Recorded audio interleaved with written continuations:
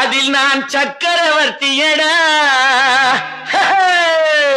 ஒரு கிண்ணத்தை ஏந்துகின்றேன், பல எண்ணத்தில் ஏந்துகின்றேன். ஏன் ஒரு கிண்ணத்தை ஏந்துகின்றேன், ஏன்